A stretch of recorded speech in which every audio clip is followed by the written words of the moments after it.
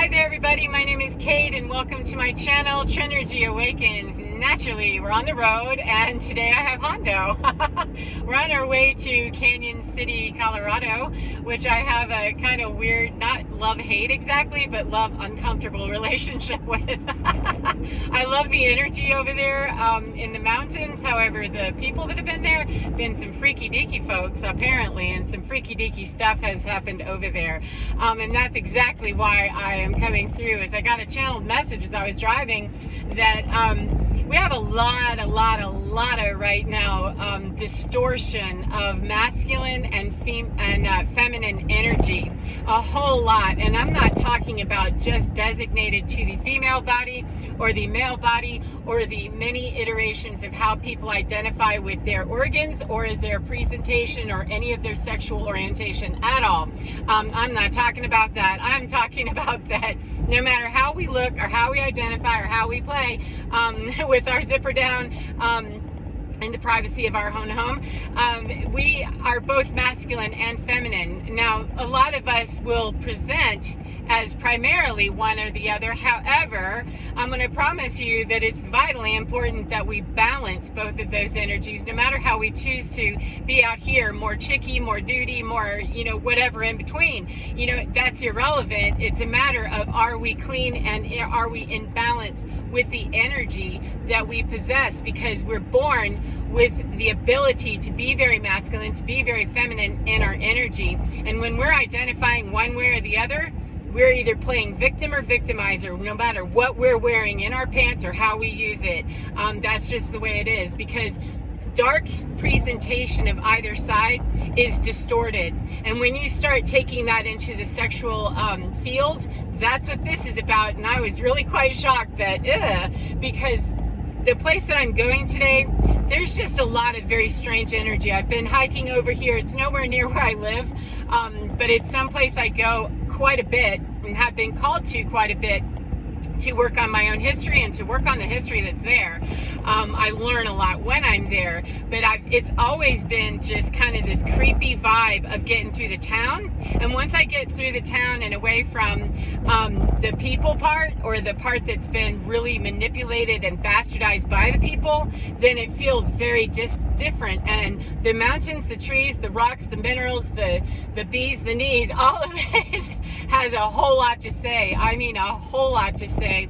So when I woke up this morning, this distortion of sexual energy that's going on with people being really bothered in directions that I personally don't understand. How you freak it in your sheets is your business. As long as we're consenting adults, age of consent is whatever it is. Yeah, the age of being able to be mature enough, old enough, and well-reasoned enough, and legally, absolutely. However, spiritually and energetically too, we have a lot of grown folks that are technically grown that are making decisions that, yeah, you're being taken advantage of because you're not understanding. You're not giving real consent because you have no idea what you're consenting to by giving away your body or whatever. So that put aside, whenever I come over here in the past, it's always had an edge that I didn't quite understand. And this morning I got it, that, there's just a lot of distortion. And when the sexual perversion gets into it, where we're dominating over someone, whether it's a man or a woman or however they identify, doesn't matter. One of the quickest ways that you can disempower a human being is to mess with their weenie and their wop. I mean, that's just all there is to it. That's one of the best ways that you can crush a person's identity and their soul. And if you put any kind of an overtone of religion or spiritual or boogeyman in the sky, if you can get the Santa Claus thing to work, then that'll do it. It's just that religion has been one that's been really overbearing and used a lot to bring about quite a bit of power, control, and distortion, because it doesn't make sense, right? But that's one of the quickest ways, probably the most effective way, in my opinion, that we can motor someone around and really confuse them for lifetime after lifetime, or at least this one, and they can go to their demise, never understanding their own sexual identity or their own identity as a human being, because it's one and the same. Our creative energy, our sacral chakra energy, our creative power, comes from our sexual power. That's where we manifest and where we create. And so when our root chakra, our sacral chakra, our lower chakras, the denser chakras, when those are really manipulated early, or we've come into a bloodline, a timeline, a generation, whatever you call that, a history that's already well dominated with that, we have to work that much harder. And so coming over here, I didn't understand it until I was standing in the shower and went, oh, that's what that is. Cool. Yuck. You know, glad that I'm going to clear out some muck, but yuck, you know, it's really gross. I never could quite get that raunchy edge of what is that when I come over here, because there's been a lot of prostitution stuff to the land in this area. It's been mined for, you know, some very nasty purposes, and uranium was used, it was mined here very heavily in this area. It's no longer anymore. However, they're suffering greatly because of all the terrible way that they didn't clean it up when they got done prostituting and pimping the land. And so I thought it was related to just that idea of really raping and pillaging, plundering the land itself. And unfortunately, it doesn't limit itself to that, because that's the tie-in and the buy-in, is that when we have people that are sheeple, that are very asleep and very drone-like, or they're unwilling to step outside of their discomfort or acknowledge whatever the abuse in their world is or has been, or they don't understand that you got this dark, nasty, ugly, generational cloud of just yucky, terrible stuff. They don't understand all that. They may not know that the way that we are pimping, prostituting, pillaging, and plundering land is also happening with people. If it's happening in the natural world, it's happening with businesses, finance. It doesn't, church, it doesn't matter. That whole idea of overtaking and perverting the very core of a person, that's why there's such a horrible overtone of sexual impropriety and terrible distortions. But that's how we do it, and how it's managed to leak out into a person believing that they have the ability, the right, the sovereignty, the something, the inherited, I have the right to take this because I want it. You see it everywhere. You absolutely see it everywhere. And when it gets right down to it, it has to do with taking away a person's choice. Land really hasn't had too much of a voice. It hasn't appeared. However, I think we're seeing that Mother Earth definitely has a voice. And, you know, we're in extinction number 6 or something. So, you know, clearly she has the ability. It's just that she's working with us to heal our perversions and to heal our bastardizations and to heal our terrible misappropriations of her energy and our energy here on this planet. So she's good. However, it's appeared that, you know, we've just gone in and taken over. The same is true with human beings as well. They have the ability to say no. They have the ability to reject and all of that. However, if you catch someone in their infancy as a literal human being, or in their infancy of their spiritual awakening, or their spiritual acknowledgement, or their spirituality period, and you start tapping that, and you start hammering down on it, and start telling them what they're about, how they should identify, you start shooting them to death, how else can they squirt out? They're either going to be physically dominating other people, whether the sexual component is there or not. They're going to either be doing it that way, or they're going to be doing it in some other way that's just a cursory roundabout way of doing the same thing. Being highly judgmental, being very critical of different races, different lifestyles. Ew, that's what you're wearing? You know, making very weird judgments, in my opinion. I guess that's a weird judgment. That is a judgment. Making very negative judgments about others. We other a whole lot. And how do we arrive there? It's because we've had our identity taken from us, and we think that we belong somewhere because we originally, when it was stripped from us, or we were never validated in having it to begin with, then we find a place that we feel like we're at home. And even if home is a bunch of monsters, gangsters, and pirating, pillaging, plundering pirates, then we kind of just fall into that, whether we know it or not, whether we acknowledge it or not. irrelevant. However, we stick around that because it's what we know, it's what we're comfortable with, and where we think we belong. Unfortunately, though, it puts us in a position very highly seated and wrongly seated for New Earth and the age of Aquarius, that the others are bad.